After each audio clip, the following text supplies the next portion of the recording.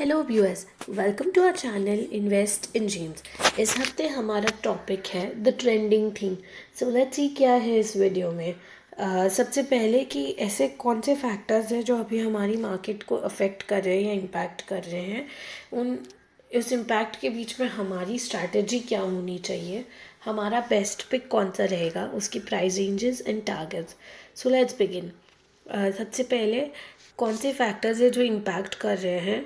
पहला है, सबसे इम्पोर्टेंट और पहला चीज़ है F I eyes pulling out money. मतलब जितनी भी एफ आई आईज हैं, इन्वेस्टर्स हैं, वो हमारे मार्केट से अपने पैसे निकाल रहे हैं, सेलिंग पोजीशन पे खड़े हैं। तो उसकी वजह से जो है वो हर जगह मार्केट में एक डिप देखने मिल रहा है, since they are pulling out their money and it's a huge amount, जिसकी वजह से एक डिप या करेक्शन दिखेगा।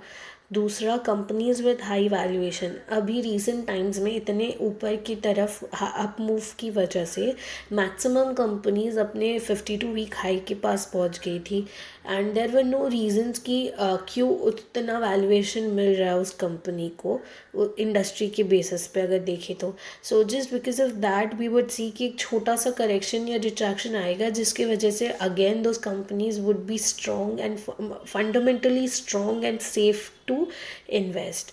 तीसरा, इन्फ्लेशन बढ़ रहा है। That is a very crucial part जो इम्पैक्ट करता है हमारे मार्केट्स को, बिकॉज जब एक बार इन्फ्लेशन बढ़ जाता है तो पॉलिसी होल्डर्स के पास कोई ऐसा स्टिम्युलस नहीं बचता जो वो मार्केट को दे के एक ऊपर की तरफ अप मूव स्टार्ट कर सके।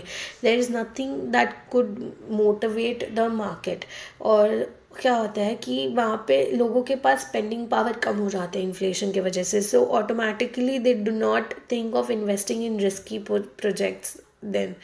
ऊपर से there is kind of false demand बढ़ जाती है, या एक ऐसे सिचुएशन में पहुंच जाते हैं जहाँ पे रॉ मटेरियल्स ही का प्राइस बढ़ जाता है, जिसकी वजह से कॉस्टिंग बढ़ती है and there happens a rippling effect, जहाँ पे एट द एंड जो एंड वैल्यू है, जो प्रॉफिट है या जो ईपीएस है, वो एक कंपनी का अफेक्ट करता है। हमने इन्फ्लेशन पे एक पूरी वीडियो बनाई थी, आप उसे चेकआउट कर सकते हो, लिंक डिस्क्रिप्शन में है। Next, emerging markets holding weak cues. जो भी इमर्जिंग मार्केट्स है, चाइना, साउथ अफ्रीका वगैरह, उनके जो क्यूज़ है या उनकी इकोनॉमी जो है वो काफ़ी वीक पोजीशन पे अभी शो कर रही है, जिसकी वजह से हमारे मार्केट्स पे भी इम्पैक्ट पड़ेगा। जहाँ जो अगर वो मार्केट्स वीक है और एफ आई आईज को अगर अपना प्रॉफिट बुक करना है, वो डेफिनेटली उस मार्केट में करेंगे जो अच्छा परफॉर्म करेगा। वो है हमारी मार्केट जो ऑलरेडी अच्छा परफॉर्म कर चुकी है, जहाँ से वो अपना प्रॉफिट अच्छे से बुक करके निकाल सकते हैं। सो उस वजह से हमें भी थोड़ा सा अफेक्ट पड़ता है, क्योंकि हमारा नेबरहुड है जो वो काफ़ी वीक हो चुका है अभी। फिर falling demand from developed markets. जैसे मैंने कहा, हर जगह इन्फ्लेशन बढ़ा है। It's not just India has is experiencing this kind of inflation. बहुत सारी कंट्रीज़ ऐसी है जो same kind of inflation pressure को फेस कर रही हैं। इसकी वजह से all their demand is coming down, which as a result of which हमारी मार्केट्स, हमारी कंपनीज जो हैं वो एक हिट लेती हैं। Next, need for liquidity. जो एफ आई आईज हो, चाहे डी आई आईज हो, चाहे रिटेलर्स हो, हर किसी को अभी चाहिए कि उनके हाथ में कैश रहे। They want liquidity for all the purposes. उनको अपनी डिमांड अगर मीट करनी है, प्राइसेस बढ़ चुके हैं तो उनके एक्सपेंसेस को फंड करने के लिए या कोई भी एक्स वाई जी रीज़न के लिए जब उन्हें लिक्विडिटी चाहिए, then this is the first place जहाँ से लोग अपना पैसा लिक्विडेट करते हैं, अपने इन्वेस्टमेंट्स को सेल आउट करने का कोशिश करते हैं।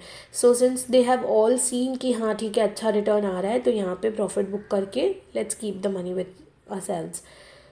लास्ट, सेक्टर्स जो हैं वो बुलविप इफेक्ट में है। मतलब जैसे मैंने बताया कि अगर सपोज़ इन्फ्लेशन की वजह से एक रॉ मटेरियल की प्राइस बढ़ी, तो उसकी वजह से उसकी कंपनी को फ़र्क पड़ेगा, देन सेकंड हैंड को, मैन्युफैक्चरिंग को, जो नेक्स्ट कंपनी है, और जो लास्ट है जो रिटेलर तक पहुंचाती है, हर कंपनी की कॉस्टिंग पे, मार्जिन्स पे इफेक्ट पड़ेगा, as a result of which उनके शेयर प्राइजेस पे भी इम्पैक्ट पड़ते जाएगा। सो एंड ऑल्सो क्योंकि इतने सारे सेक्टर्स ने इतना अच्छा मूव, इतना बड़ा अप मूव देखा है, इतनी बड़ी रैली देखी है, एवरी सेक्टर और every industry that has seen that kind of up move is said to have a some kind of correction, जिसके बाद वो वापस फंडामेंटली स्ट्रॉन्ग हो सके। So that's the kind of bullwhip effect we are talking. दूसरा हमारी strategy क्या होगी अगर इस तरीके का मार्केट रहेगा जहाँ काफ़ी सारे वीक या नेगेटिव क्यूज़ हैं। आप क्या कर सकते हो अपने इन्वेस्टमेंट्स को स्ट्रॉन्ग रखने के लिए, छोटी छोटी क्वांटिटीज़ में एक्यूमुलेट करें so that you have stocks of every price and you do not lose out on your money एक साथ इतना ज़्यादा। दूसरा प्रॉफिट बुक करते रहो। अगर आपको कहीं पे भी 10%, 15%, 20% अप मूव दिख गया, थोड़ा सा प्रॉफिट दिख गया जो आपको लगता है हाँ आपके हिसाब से रिटर्न अच्छा हो गया, वहाँ पे प्रॉफिट बुक कर दो। We all know that a certain stock is going to hit इतना ऊपर, बट इट्स नॉट कि वो डायरेक्ट एक ही बार में 10 रुपये से 100 रुपये हो जाएगा। वो 10 से 20 होने के बाद वापस 15 होगा। So book your profit at 20 and then try to take again at 15 hypothetically. Next, एक अच्छा मिक्स रखो पोर्टफोलियो में ताकि ज़्यादा रिस्की भी नहीं हो एंड डाइवर्सिफाइड रहे। स्ट्रिक्ट स्टॉप लॉसेस को मेंटेन करना ज़रूरी हो गया है if you are a trader. Fundamentally strong companies अगर पोर्टफोलियो में रहेगी, चाहे वो पेनी स्टॉक हो चाहे ब्लू चिप हो, अगर फंडामेंटली स्ट्रॉन्ग है then you have nothing to worry. Then long term perspective से, मतलब जिस हिसाब से हमने देखा कि लास्ट 1 मंथ में हमारे काफ़ी सारे स्क्रिप्ट्स ऐसे थे जिसने 30-40% दिखा दिया अप मूव। अब वो उतना लंबा अप मूव इतने छोटे टाइम में देखना डिफ़िकल्ट है। So if you are investing, invest with a long term perspective and then look for risk reward ratio before you are investing, then it would be a great help for you. हमारा pick इन सब में रहेगा महानगर gas, क्योंकि काफ़ी strong monopoly business में है ये कंपनी। जो इसका दो नेचुरल गैस के प्राइस बढ़ रहे हैं बट पेट्रोल के कंपैरिजन में काफ़ी कम है। That is a good fundamental thing for the company. अपने 52 वीक लो के पास पहुंच चुका है, काफ़ी अच्छे वैल्यूएशन पे अभी अवेलेबल है, काफ़ी डिस्काउंटेड वैल्यूएशन पे अभी अवेलेबल है और टेक्निकली भी काफ़ी साउंड दिखता है। सो अगर आप बाई करोगे, आपका बाई रेंज होना चाहिए 900 to 915 और टारगेट होना चाहिए 1010 to 1020। ये टारगेट जो है ये मीडियम टू शॉर्ट टर्म का है, मतलब फॉर 2 to 3 मंथ्स। अगर आप लॉन्गर टाइम पीरियड के रखोगे तो आपको काफ़ी अच्छा और भी ऊपर का मूव दिखेगा। So that's it. अगर आपको अच्छा लगा then please like, share and subscribe to us.